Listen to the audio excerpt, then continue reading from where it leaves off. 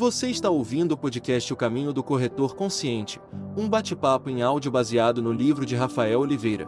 Respire fundo, ajuste o ritmo e caminhe conosco. Ouça agora o capítulo 11, O Legado do Corretor Consciente. O que permanece quando o trabalho termina. Olá e bem-vindos! Hoje a gente vai mergulhar num tema que, olha, para mim é um dos mais importantes da vida profissional, mas que a gente raramente para pensar de verdade. O famoso legado, né? Exato, o legado. Aquilo que fica depois que a gente, sai de cena. E a nossa conversa hoje vai ser guiada por um material fascinante. É um capítulo de um livro chamado O Legado do Corretor Consciente. E antes que alguém já pense, mas isso é só para o mercado imobiliário. Já adianto, não é. Os princípios aqui são totalmente universais. A nossa missão hoje é entender como a gente constrói esse legado não lá no futuro, mas aqui, agora, em cada pequena interação. Tem uma citação que abre o capítulo, né? Que já dá o tom de tudo. Tem. É do Rafael Oliveira. E ela diz o seguinte: legado não é o que você conquista, é o que você constrói dentro das pessoas. É uma frase poderosa. Muito. Porque ela já muda o nosso foco de cara. Normalmente a gente pensa em legado profissional e vem na cabeça o quê? Números, cargos, conquistas materiais. Exato. O currículo. Isso. E o que esse material propõe é uma inversão total dessa lógica. É um convite para a gente olhar por trás da planilha, por trás do contrato, enxergar as histórias, os sonhos, as vidas que o nosso trabalho impacta. E tudo isso se resume numa pergunta que o texto faz, que vai ser a nossa bússola aqui. Que é: qual legado se deseja deixar? Não o que a empresa espera, não o que o mercado aplaude, mas o que você deseja construir. Exatamente. E a primeira ideia que o material traz, para mim, já quebra uma crença enorme. A gente tende a ver o legado como, um prêmio de aposentadoria, uma estátua que vão fazer pra gente no final. Como a cereja do bolo, né? Isso. E o texto fala: não, tá tudo errado. O legado é uma construção diária, feita de coisinhas pequenas. Ele nasce, segundo o autor, no atendimento que você dá, na sua postura, na sua capacidade de ouvir de verdade. Na palavra que você escolhe dizer e, às vezes, até na que você escolhe não dizer. Totalmente. E tem uma frase que, me marcou muito. É assim: o cliente esquece o preço, esquece o anúncio, esquece os detalhes técnicos, mas jamais esquece como você o tratou. Isso é fortíssimo. É muito forte. E o que eu acho mais fascinante é como isso conecta direto com a diferença entre o que é tangível e o que é intangível no nosso trabalho. Como assim? O texto faz um contraste bem claro. De um lado, você tem o profissional que deixa para trás coisas físicas, cartões de visita, placas, contratos. É o legado, digamos, material. Ok. Do outro lado, ele descreve o que ele chama de corretor consciente, que seria o profissional que deixa lembranças, sentimentos e o principal, confiança. Isso me leva a uma metáfora que eles usam que eu achei ótima. Qual? A missão de um profissional de impacto não é só abrir portas, mas sim abrir caminhos. Gosto dessa distinção. Abrir porta soa como algo bem pontual, transacional. Isso, Agora, abrir caminhos parece uma jornada. um acompanhamento. Exatamente. Abrir um caminho significa que você vê cada cliente não como um número, mas como um destino. Cada negociação não é só um processo, é um capítulo na vida daquela pessoa, entende? Entendi. E a gente é o guia nessa travessia. E coloca o ser humano no centro de tudo. Parece óbvio, né?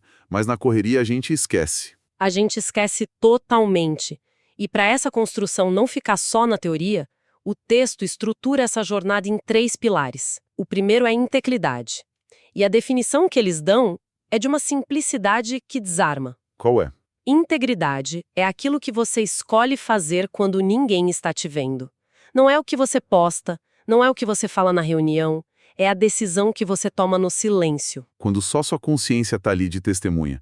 Isso é crucial porque a carreira é uma maratona, né?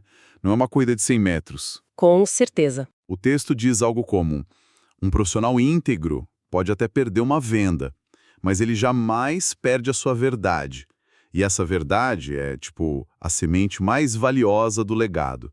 A confiança que você perde com uma única atitude desonesta, nossa, Já era. pode levar anos para reconstruir, se é que reconstrói, né? A integridade é o alicerce. Sem ela, o resto desmorona. Perfeito. O segundo pilar é a excelência. E aqui, de novo, eles quebram o estereótipo. A gente associa excelência com luxo, com algo grandioso, caro. E não é nada disso, né? Não, a abordagem do material é outra. Para eles, excelência é sinônimo de cuidado. Isso. O cuidado nos detalhes que, às vezes, ninguém vai notar. Os exemplos são muito práticos. É você revisar um documento uma última vez, mesmo que ninguém tenha pedido. É melhorar uma apresentação não porque o chefe mandou, mas porque você se recusa em entregar algo que não seja o seu melhor. É tratar o projeto do outro como se fosse o seu. Tem uma citação que eu achei quase poética. Excelência é amor colocado em forma de trabalho. Uau! Amor colocado em forma de trabalho, isso redefine tudo. Não é? Porque tira a excelência do campo da obrigação e coloca no campo da intenção, do propósito. E pensando aqui, faz todo sentido com o que a gente falou antes. Se a integridade é a escolha que você faz sozinho, a excelência parece ser a manifestação visível dessa escolha, certo? É como se a integridade fosse o porquê e a excelência o como. É a conexão perfeita. Uma não existe sem a outra de forma sustentável. Você pode ser excelente tecnicamente, mas sem integridade, sua excelência vira uma ferramenta de manipulação. E o contrário também, né? Também. Você pode ser super íntegro, mas sem excelência, sua boa intenção não se traduz em resultado, não gera o impacto que poderia. E esse cuidado, essa excelência, é o que no final encanta, surpreende e fideliza. Não é um script, é genuíno. Exato. É um reflexo de quem você é. E isso nos leva direto para o terceiro pilar, que parece amarrar tudo, o ato de servir. A definição que o material traz me pegou de surpresa. A gente geralmente pensa em servir como um ato de se diminuir, de se colocar abaixo do outro. Quase como submissão, né? Isso, mas o texto diz o oposto. Servir é transbordar. O que você acha dessa inversão de perspectiva? Eu achei genial, genial, porque reposiciona totalmente o ato de servir. Não é sobre submissão, é sobre abundância. A abundância, boa. A ideia é que você se prepara tanto, estuda tanto, desenvolve tanta empatia e conhecimento, que tudo isso transborda naturalmente para quem está ao seu redor. Servir, nessa ótica, não vem da falta, mas do excesso. De ter tanto para oferecer que se torna impossível não compartilhar. Isso. O texto até lista umas ações que definem esse serviço na prática. Estar presente, orientar com verdade, proteger com sabedoria, acalmar com paz e celebrar a vitória do outro com alegria genuína. Fica claro que não é uma estratégia, então. Não é vou servir para ganhar um cliente. É um estilo de vida profissional que, como consequência, gera respeito, admiração Gratidão. e gratidão. A frase que fecha essa parte é direta. Quem serve com amor deixa legado. Então temos integridade como base, excelência como ação e o servir como a mentalidade que une tudo. Exatamente. É um tripé muito, muito sólido. E com esses pilares bem estabelecidos, a conversa avança para a consequência de tudo isso. Ok, um profissional vive esses valores. Qual é o efeito prático disso no mundo? O que acontece? E a resposta? Vem em uma única palavra: transformação. E não é uma transformação pequena, né? O profissional consciente, como o livro chama, não está só fechando negócios ou entregando projetos. Ele está, de fato, transformando futuros. E os exemplos são muito palpáveis. Muito. É ajudar uma família a sair do aluguel e encontrar o primeiro lar. É orientar um investidor para uma compra segura que vai garantir a tranquilidade dele lá na frente. Ou até mesmo proteger a pessoa de uma decisão impulsiva que poderia ser desastrosa. Exato. E o texto traz um lembrete poderoso sobre isso. Você não sabe, mas já transformou vidas que jamais esquecerão de você. Muitas vezes, o impacto do nosso trabalho é silencioso, né? A gente não ganha um troféu por ter evitado um problema para alguém. Pois é. Mas essa transformação é o eco do nosso propósito em ação. é a prova de que o nosso trabalho fez diferença de verdade. E é aqui que a conversa fica realmente interessante para mim. O material propõe uma forma de medir esse legado que vai na contramão de tudo que o mundo corporativo prega. Se o resultado é a transformação, como a gente mede isso? Boa pergunta. E a resposta deles é, não pela quantidade, mas pela profundidade. E eles usam um exemplo numérico para deixar isso bem claro, que eu acho ótimo. Eles dizem, você não precisa vender 500 imóveis na vida. Basta transformar 50 vidas com profundidade. Isso vira a lógica de mercado de cabeça para baixo. Totalmente. Vira completamente. Essa é uma ideia muito bonita, mas vamos ser sinceros, é realista. A pressão no mercado, as metas, a necessidade de pagar as contas, tudo isso não acaba sempre forçando o foco no volume? Como é que concilia essa visão de profundidade com a realidade? Essa é a tensão central e a grande provocação do material. O texto não nega a realidade, mas propõe que o foco na profundidade é, na verdade, a estratégia mais sustentável a longo prazo. A longo prazo. Pensa bem, um cliente cuja vida você transformou não te traz só uma venda. Ele te traz respeito, lealdade e, principalmente, ele se torna um embaixador do seu trabalho. Ele vai contar a sua história. Faz sentido. As 50 vidas transformadas com profundidade podem gerar mais negócios e mais satisfação do que as 500 vendas superficiais. O foco muda da transação para a relação. O legado, segundo essa visão, não se mede pelo número de placas na rua, mas pelo amor que você coloca no que faz. É uma métrica interna, de qualidade. E que, paradoxalmente, pode gerar melhores resultados externos no futuro. Exato. É um jogo de longo prazo. E isso se conecta com a ideia seguinte, que eles chamam de eternidade profissional. A ideia de que esse legado de profundidade sobrevive a você. Ele continua vivo. Continua. Muito depois de você se aposentar ao mudar de carreira. E como ele vive? Nas histórias que as pessoas contam. Nas memórias que elas guardam daquele momento. Nas recomendações que elas fazem anos depois. Procura aquela pessoa, ela é diferente. E o texto até imagina o que as pessoas diriam, né? Sim. Ninguém diz, nossa, ele era ótimo, batia a meta de vendas todo o trimestre. O que as pessoas dizem é, ele era luz. Ele tratava as pessoas com um respeito imenso. Ele era correto. O que fica é o caráter, a marca humana. Essa é a verdadeira eternidade profissional. Ok, tudo isso é muito inspirador. Mas como a gente tira isso do papel? Eu gostei que o material não fica só na filosofia e oferece um guia bem concreto, um exercício de reflexão com 3 perguntas bem poderosas. Quais são?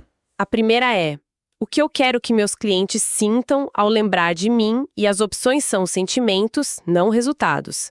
Paz, confiança, segurança, gratidão. É uma pergunta fantástica, porque te força a começar pelo fim. Antes de pensar no o que fazer, você define o qual sentimento quero gerar. É engenharia reversa emocional. Exato. E isso leva direto à segunda pergunta. O que eu faço hoje que constrói esse sentimento? Ela te puxa para a realidade. Quais hábitos, quais atitudes diárias já estão alinhadas com esse legado? É um momento de reconhecer o que já funciona. Isso.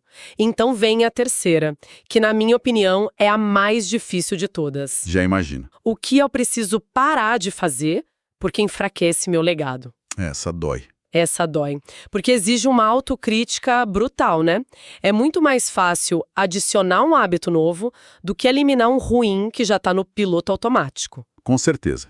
É a procrastinação que gera desconfiança, é a pressa na comunicação que passa uma sensação de descaso, é a impaciência que quebra a conexão. Responder isso com honestidade é talvez o passo mais transformador de todos. É onde a gente apara as arrestas que estão sabotando a gente, né? Com certeza.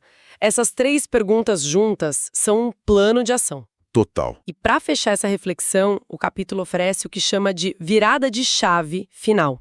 Uma síntese de tudo. A primeira ideia é que legado não é futuro, é presente. É o que você está fazendo agora. A segunda é que legado não é um título, é um caminho que se percorre. E a terceira, que volta lá para o começo, é que o legado não é algo que você deixa para o mundo, mas algo que você constrói dentro das pessoas. E a frase que amarra tudo é a que realmente define a mentalidade do texto. Qual é? O corretor consciente não quer apenas ser lembrado, ele quer ser significativo. E essa diferença entre ser lembrado e ser significativo é a chave de tudo. Ser lembrado é passivo. Alguém pode lembrar de você por algo bom ou ruim. Agora, ser significativo É ativo. é ativo. Significa que a sua passagem pela vida de alguém fez uma diferença positiva, mudou a rota daquela pessoa para melhor.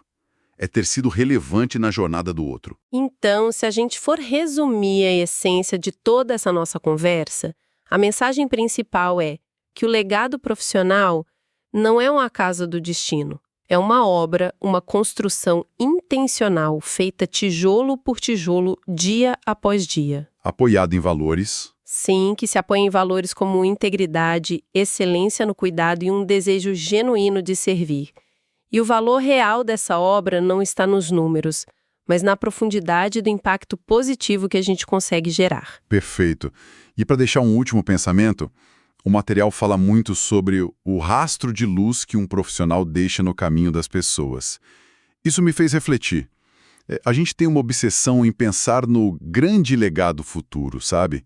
Naquela obra monumental. Na estátua. Na estátua. Exato. A gente se preocupa tanto com a estátua que esquece de olhar para o chão que está pisando agora. E talvez a pergunta mais poderosa e imediata não seja qual legado eu quero deixar, mas sim que tipo de rastro de luz, de cuidado, de integridade a minha ação de agora está deixando nesta interação, nesse meio, nesta conversa. Porque no final, o grande legado de amanhã nada mais é do que a soma dos pequenos rastros de luz que a gente escolhe ou não. Você ouviu mais um episódio do podcast O Caminho do Corretor Consciente. Que essa mensagem te acompanhe na prática, no atendimento e na vida. Até o próximo capítulo.